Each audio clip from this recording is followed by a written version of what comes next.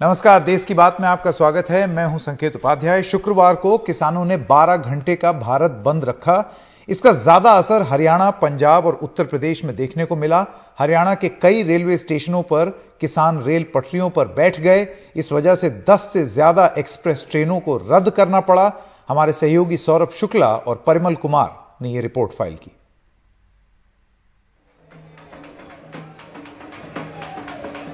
सुबह 6 बजते ही किसान हरियाणा, पंजाब और पश्चिमी उत्तर प्रदेश में रेल की पटरियों और प्रमुख राष्ट्रीय राजमार्गों पर धरने लगाकर शांति से बैठ गए।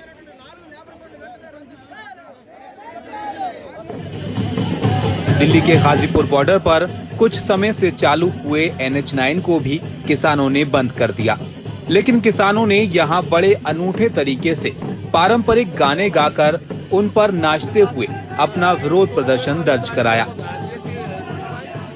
परंपरागत गीतों के साथ किसान भारत बंद यहाँ पर कोशिश कर रहे हैं कि सफल हो जाए और किसानों में जोश भी बना रहे। और होली का त्योहार भी नजदीक है, तो ये होली के परंपरागत गीत हैं जो कि किसान यहाँ पर गा रहे हैं, झूम रहे हैं और ये संकेत देने की कोशिश कर रहे हैं कि वो नाराज जरूर हैं लेकिन उनके इरादे मजबूत हैं और उनका जोश बरकरार है। और हर चीज में वो लोग अच्छाई देखते हैं। उनको लगता है कि इस भारत बंद ने, इस किसान आंदोलन ने किसानों को एक किया है। ये तस्वीरें हरियाणा के बहादुरगढ़ रेलवे स्टेशन की हैं, जहां पर किसान पटरियों पर आकर बैठ गए।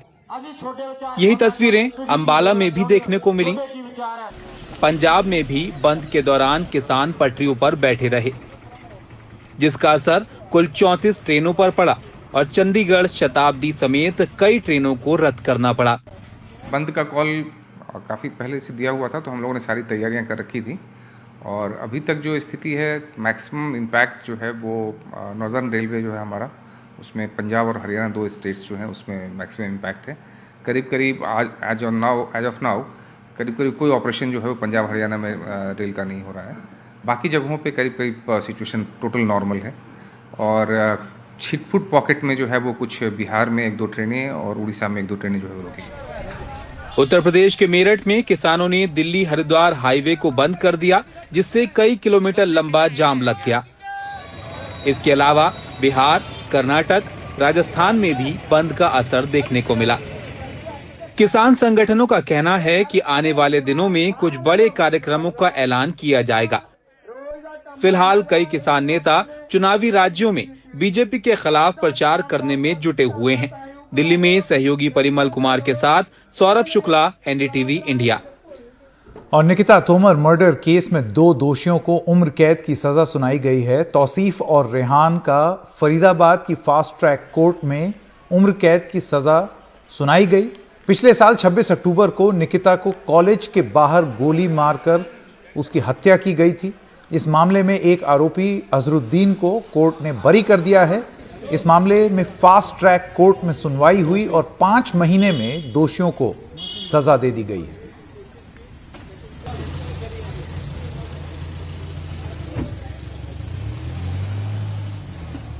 क्या लगता है सर, जो कोर्ट का फैसला है उससे आप खुश हैं या फिर आपको लगता है कि रीजन सही नहीं है? देखिए, जिसकी एक होनहार बेटी को बीच रोड पे मार दिया जाता है किसी दरिंदे के द्वारा, उसके पिता इस फैसले से खुश कैसे हो सकते हैं? मेरे ख्याल से दुनिया का कोई भी खुश नहीं होगा, लेकिन जो भी अदालत ने, न्यायाधीश ने अपने विवेक से फैसला किया है उसका ठीक है, स्वागत है उसका।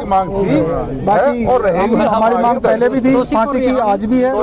इसके लिए हमें जो आगे कार्रवाई करनी है वो भी करेंगे। बेटी को मारा है। क्या लगता है सर कि भाई जी क्या लगता है कि अगर जो फैसला उसके लिए हाई कोर्ट में आप अपील करेंगे? जरूर करेंगे। लीगल जो हमारा पैनल है वो इस पे विचार विमर्श करके जरूर एक्शन लेंगे। हम लोग आगे जरूर अपील करेंगे। मतलब आप कोर्ट के फैसले से खुश नहीं है? नहीं, खुश ना खुश की तो बात ही नहीं है। खुश ना खुश का बात ही नहीं। मैंने कहा ना, जिसकी बेटी की दिन दिहाड़े सरियाम हत्या कर जाती है, वो सरकार अदालत ने जो भी फैसला दिया है उसके लिए स्वागत हम कर रहे हैं, लेकिन हम खुश बिल्कुल भी नहीं है। हमने फांसी की डिमांड रखी थी, फांसी की डिमांड आज भी है हमारी। न्याय के लिए मीडिया के सामने एक दरिंदे ने दिन दहाड़े हत्या कर दिया, उसका पिता कैसे खुश रह सकता है इस फैसले से? आपको इंसाफ मिला या नहीं? इंसाफ मिला है लेकिन अधूरा इंसाफ है। हम अदालत के फैसले का स्वागत करेंगे और आगे बाकी जजमेंट की कॉपी लेके जैसे भी हम पढ़ने के बाद जो भी हमने आगे स्टेप लेना उसको लेंगे, अपील में जाएंगे। परिवार के लोगों का कहना, परिवार के लोगों का कहना था साफ साफ की फांसी की सजा की मांग कर रहे हैं। क्या लगता है कि अपील करेंगे हाई कोर्ट में? ऐसा सब हमने तो अभी अदालत से भी फांसी की सजा की गुहार की थी। अब अदालत ने जो जजमेंट दिया उसका हम स्वागत है। बाकी उसके लिए हम आगे जजमेंट कॉपी लेने के बाद पढ़ने के बाद फिर उसको देखते हैं, फिर अपील में जाएंगे। ये उम्र कैद है, कितने साल से कैसे थोड़ा एक बार ये उम्र कैद कह दो या आजीवन कारावास कह दो, एक ही बात है। ये जजमेंट पढ़ने के बाद ही हम बता पाएंगे हमने आगे क्या स्टेप लेना। और कर्नाटक और खासकर बेंगलुरु में कोरोना के बढ़ते मामलों को देखते हुए अब राज्य सरकार ने कड़े कदम उठाने का फैसला किया है। दूसरे राज्यों से बेंगलुरु आने वालों को 1 अप्रैल से आरटीपीसीआर टेस्ट की नेगेटिव रिपोर्ट साथ में लानी होगी, वरना उन पर भारी जुर्माना लग सकता है। केंद्रीय स्वास्थ्य मंत्रालय की ताजा रिपोर्ट के मुताबिक बेंगलुरु देश के उन 10 शहरों में से एक है जहां कोरोना काफी तेजी से फैल रहा है। इसकी वजह भी है। बाजार में भीड़, रैली और धरना प्रदर्शन। कहीं सोशल डिस्टेंसिंग की धज्जियां उड़ती हैं तो कहीं मास्क को जरूरी नहीं समझा जाता। एक तस्वीर हुबली की है इसी महीने की। फिल्म के प्रमोशन में हीरो को देखने के लिए उमड़ी भीड़। दूसरी तस्वीर मंड्या की है, चेलुराय स्वामी मंदिर वार्षिक उत्सव की। इसमें खेल और युवा मामलों के मंत्री नारायण गौड़ा भी मौजूद हैं। हालात इसी तरह बिगड़े। जहां 600 मामले रोजाना पिछले 3 महीने से आ रहे थे, अब 2500 का आंकड़ा पार कर चुका है। शादी ब्याह और धार्मिक उत्सवों में बेलगाम भीड़ उमड़ती है, जिससे हालात बिगड़े। और हमने ये भी पाया है कि 70% मामले बेंगलुरु शहर में हाई राइज अपार्टमेंट से आए हैं, जहां पार्टियां होती रहती हैं। अब सरकार ने कुछ कड़े कदम उठाने का फैसला किया है। 1 अप्रैल से दूसरे राज्यों से बेंगलुरु आना है तो आरटीपीसीआर टेस्ट की नेगेटिव रिपोर्ट जरूरी है। पंजाब, चंडीगढ़, महाराष्ट्र और केरल से कर्नाटक आने पर आरटीपीसीआर की नेगेटिव रिपोर्ट अनिवार्य है। वातानुकूलित जगहों पर मास्क, सोशल डिस्टेंसिंग और तयशुदा संख्या का उल्लंघन करने पर 10,000 रुपए का जुर्माना और मुकदमा, जबकि गैर वातानुकूलित जगहों पर जुर्माने की रकम 5,000 रुपए है। डर ही चला गया है कोविड के बारे में। और दूसरा चीज़ ये है कि ये डर जाने की वजह से ये बहुत सारे लोग अभी इकट्ठा हो रहे हैं, पार्टी कर रहे हैं, और ना जब ये इन्फेक्ट हो रहे हैं तो ये आके टेस्ट भी नहीं करा रहे हैं। तो दूसरा चीज़ ये है, टेस्ट नहीं करने से ये घर वालों में है, बिना मास्क वगैरह से रह रहे हैं और साथ में रह रहे हैं, तो उसके वजह से एक दूसरे को वो ईजिली इन्फेक्ट कर पा रहे हैं। कोरोना संक्रमण को रोकने के लिए सरकार की तरफ से कागज पर की गई तैयारी में कोई कमी नजर नहीं आती। कमी दिखती है इन्हें लागू करने में। कोरोना प्रोटोकॉल की धज्जियां उड़ाती भीड़ की अगुवाई करता जब कोई नेता, मंत्री या दूसरा रसूखदार शख्स सामने आता है तो प्रशासन कार्रवाई करने से पीछे हट जाता है। बेंगलुरु से कैमरामैन गोविंद मूर्ति के साथ निहाल किदवई, एनडीटीवी इंडिया। और महाराष्ट्र में ऑक्सीजन बेड बढ़ाए जा रहे हैं। ऑक्सीजन टैंक को भरने का निर्देश जारी हुआ है। सरकार ने अनुमान लगाया है कि राज्य में 4 अप्रैल तक एक्टिव मामले 3 लाख पार हो जाएंगे। किसी को नहीं बोलता है कि तुम टीका बिका लगा, अलाउड नहीं है अंदर घुसने का। टीका बिका लगा के आओ, ये कि तुम्हारा उम्र हो गए लाए। मेरे पास कोई आधार नहीं है, कमाने वाला आदमी नहीं है, मेरे पास कोई नहीं है। मैं 5 रुपया नहीं कमाएगी तो आज मेरा भी उम्र हो गया तो मैं किधर 5 रुपया तुम्हारा जैसा घर पे रोटी बना के खा सकती है ना। मुंबई की धारावी में मंजू जैसे बहुत सारे लोग रहते हैं जिनकी रोज की कमाई पर घर चलता है। धारावी में जनवरी के मुकाबले मार्च महीने में कोरोना के 100% एक्टिव मामले बढ़े हैं, तो यहाँ के लोगों पर फिर काम छिनने का खतरा है। इसलिए बीएमसी ने पूरी धारावी को जल्द से जल्द टीका लगाने की मुहिम शुरू की है। ये ऐसी पहली बस्ती है जिसके लिए अलग से वैक्सीनेशन सेंटर बना है। 2.5 वर्ग किलोमीटर की धारावी की 6.5 लाख की आबादी के लिए 10 वैक्सीन बूथ हैं। यहाँ पे बीजेएस के जरिए और बीएमसी के जरिए, उसके साथ साथ में धारावी आयुष डॉक्टर एसोसिएशन के डॉक्टर के जरिए हम ये वैक्सीनेशन ड्राइव स्टार्ट कर रहे हैं। और ये कोशिश हमारी होगी कि जिन लोगों के पास मोबाइल नहीं है, जिनके पास टेक्निकल नॉलेज नहीं है, उनको हम जो है बाकायदा रजिस्टर करवा के देंगे। कोविन ऐप में जो है उनको रजिस्टर करवाएंगे। इसके लिए जो है 10 हेल्प डेस्क हमने धारावी के अलग अलग जगहों पर लगाने की कोशिश की है। और डॉक्टर का ये रोल रहेगा कि डॉक्टर उनको कन्विंस करेगा कि टीके में कोई प्रॉब्लम नहीं है, आप बेफिक्र होकर टीका ले सकते हो। मुंबई शहर में लगातार 5000 से ऊपर कोविड केस आ रहे हैं। बीएमसी की टास्क फोर्स कहती है कि लोग घबराएं नहीं, हालत बुरी हो तब ही अस्पताल का रुख करें। तो ये सेकंड वेव है, हमें इसको एक्सेप्ट करना चाहिए। हाँ, एक ही इसमें जो अच्छी बात है वो ये है कि ये वेव इतनी घातक नहीं है। ये वायरस इन्फेक्टिविटी ज़्यादा है, फैलाता ज़्यादा है, लेकिन मारक नहीं है, डेंजरस नहीं है, जानलेवा नहीं है। इसलिए लोगों से भी हम लोग बार बार ये कहते हैं कि आप पॉजिटिव हो गए हो, दैट इज़ ओके, बट अगर आपका ऑक्सीजन सैचुरेशन ठीक है, आपको फीवर का प्रॉब्लम नहीं है, आपको बहुत ज़्यादा सीवियर कफ नहीं है, तो अननेसेसरी हॉस्पिटल में भर्ती नहीं होना है। सबको ट्रीटमेंट पता है, प्रोटोकॉल पता है, उस हिसाब से आप घर पे भी home isolation, home quarantine treatment ले सकते हैं। हर पॉजिटिव पेशेंट को हॉस्पिटल में भर्ती होने की बिल्कुल जरूरत नहीं है।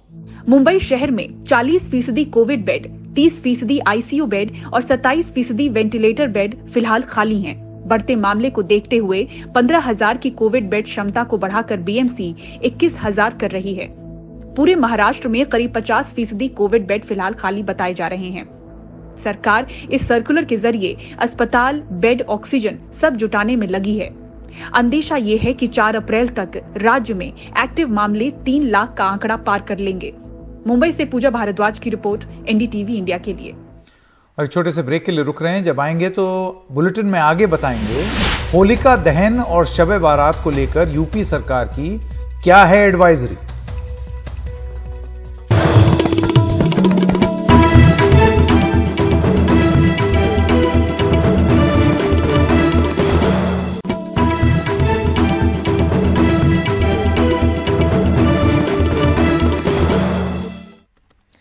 इसके बाद में आपका एक बार फिर से स्वागत है। कोरोना के दौर में शब-ए बारात और होली एक साथ पड़ने से सरकार के सामने नई चुनौतियां खड़ी हो गई हैं। इस रविवार जिस वक्त होलिका दहन होगा, उसी वक्त लाखों मुसलमान कब्रिस्तानों में अपने पुरखों की कब्र पर दुआएं कर रहे होंगे। कई जगह होलिका दहन कब्रिस्तान के पास भी होते हैं। ऐसे में यह सुनिश्चित करना बड़ी जिम्मेदारी होगी कि आपस में कोई टकराव ना हो और कोरोना प्रोटोकॉल का पालन भी हो।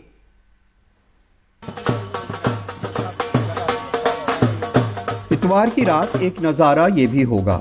जिस वक्त चौराहों पे होलिकाएं जल रही होंगी, लोग उसके इर्द गिर्द खुशी से डांस कर रहे होंगे, उसी वक्त हजारों कब्रिस्तानों और इमामबाड़ों में लाखों मुसलमान अपने पुरखों की कब्रों पे फातिहा पढ़ रहे होंगे, इबादतें कर रहे होंगे।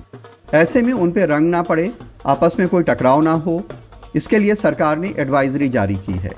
इसमें कहा गया है कि होलिका जलाने का काम रात 12:30 के बजाय 9:30 तक कर लें। होलिका के रास्तों से कब्रिस्तान जाने वालों को रंग से बचाएं। कब्रिस्तान या विवादित जगह से पेड़ काटकर होलिका न जलाएं। शब-ए बारात की तकरीरों या मजलिसों को जल्द खत्म कर लें। पर्यावरण को ध्यान में रख आतिशबाजी ना करें। दोनों आयोजनों में सैनिटाइजर और मास्क इस्तेमाल करें। दूरी का ख्याल रखें। हमें पूरी उम्मीद है कि इन त्योहारों को हम शांतिपूर्ण तरीके से संपादित करेंगे। सभी 5 जोन में वृहद स्तर पर पुलिस प्रबंध भी किए गए हैं। डीसीपीज के साथ उनके डीसीपी, एसीपी से लेकर कांस्टेबलरी रैंक तक मैक्सिमम फोर्स लगाई गई है। होलिका दहन में तमाम लोग चौराहों पर डांस करते हैं, उनमें कई नशे में भी होते हैं। कई बार उस हुड़दंग में झगड़े भी हो जाते हैं। इसके लिए मुस्लिम धर्मगुरुओं ने भी कब्रिस्तान जा रहे मुसलमानों के लिए एडवाइजरी जारी की है। इसमें कहा गया है कि उन रास्तों से कब्रिस्तान जाने से बचें जहां होलिका जल रही हो। कब्रिस्तान से जल्दी वापस लौटें और बाकी इबादत घर में करें। 60 साल से बड़े और 10 साल से छोटे लोग कब्रिस्तान ना जाएं। कब्रिस्तान जाने वाले मास्क लगाएं और सैनिटाइजर साथ ले जाएं। कब्रिस्तान में किसी से टकराएं नहीं और दूरी बनाए रखें। अगर लोग इसको सही तरीके से फॉलो कर लेंगे तो हम ये समझते हैं कि दोनों ओकेजन एक अच्छे माहौल में मनाए जाएंगे और कोविड प्रोटोकॉल का भी पूरा पास और लिहाज रखा जाएगा। बाजारों में त्योहार की भीड़ और बढ़ी है और साथ ही यूपी में कोरोना के मामले भी बढ़ रहे हैं, लेकिन ज्यादातर लोगों ने मास्क लगाना बंद कर दिया है। सोशल डिस्टेंसिंग का भी कहीं पालन नहीं हो रहा है। तमाम दुकानों से सैनिटाइजर भी गायब हो गए हैं ऐसे में त्योहार में कोविड प्रोटोकॉल का पालन कराना भी एक बड़ी चुनौती है। त्योहार तो सदियों से चले आ रहे हैं और सदियों तक चलते रहेंगे, लेकिन अगर लोग इस एडवाइजरी को मानेंगे तो बेशक वो ज़्यादा खुशगवार होंगे। लखनऊ में कैमरामैन राजेश गुप्ता के साथ कमाल खान, एनडीटीवी इंडिया। और आगे आपको बताएंगे बिना डेथ सर्टिफिकेट के क्यों परेशान हो रहे हैं मजदूरों के परिजन।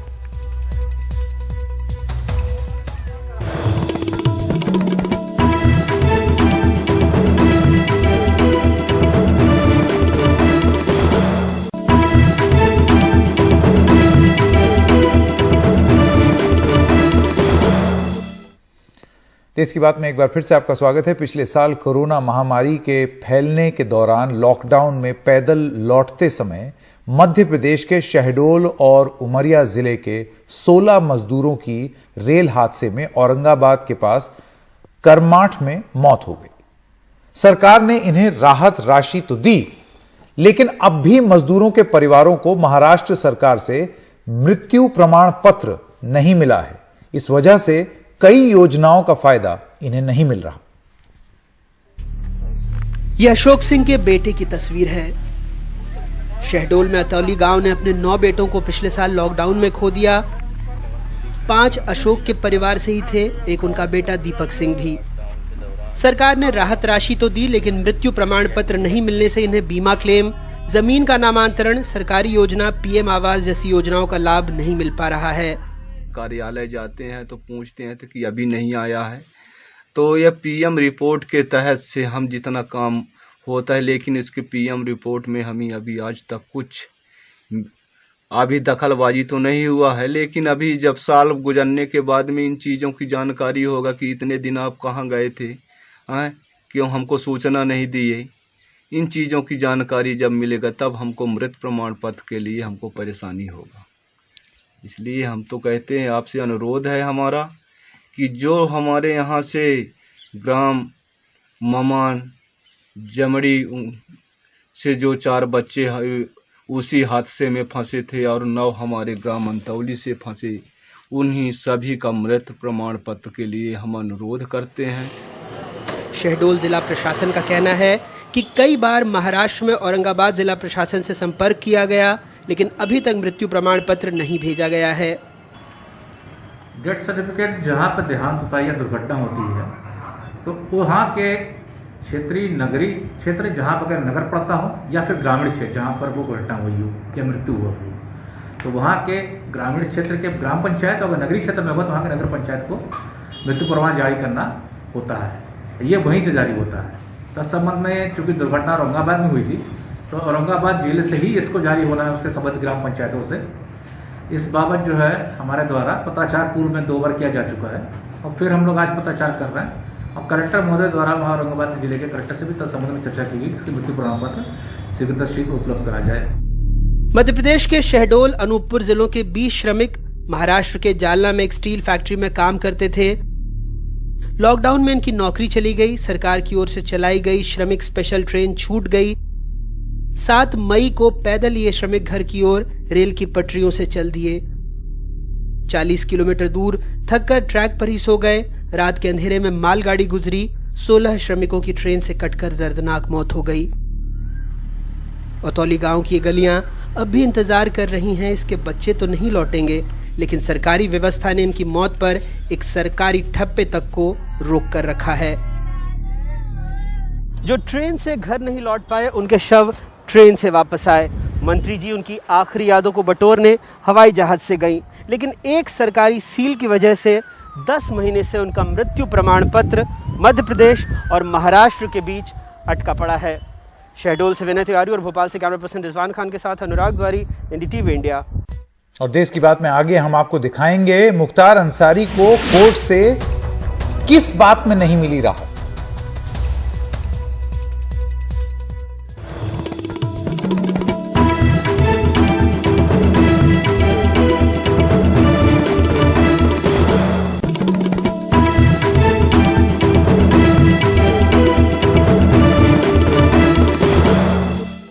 बाहुबली विधायक मुख्तार अंसारी को बड़ा झटका लगा है। सुप्रीम कोर्ट ने 2 हफ्ते के भीतर पंजाब से यूपी की जेल में ट्रांसफर करने का आदेश दिया है। मुख्तार अंसारी ने यूपी में ट्रांसफर करने का यह कहते हुए विरोध किया कि उनकी जान को खतरा है। पंजाब सरकार ने भी यूपी भेजने का विरोध किया था, लेकिन सुप्रीम कोर्ट ने यूपी के पक्ष में फैसला सुनाया है। और ज्यादा जानकारी दे रहे हैं इस पर कमाल खान। 2019 में बांदा से पंजाब पुलिस एक रंगदारी के मामले में ले गई थी और उसके बाद से वो पंजाब की जेल में हैं, वो वापस नहीं आए हैं। उत्तर प्रदेश सरकार तब से उनको वापस लाने की कोशिश कर रही है। प्रदेश सरकार का कहना है कि यहां पे 14 मुकदमे उनके ट्रायल पे हैं।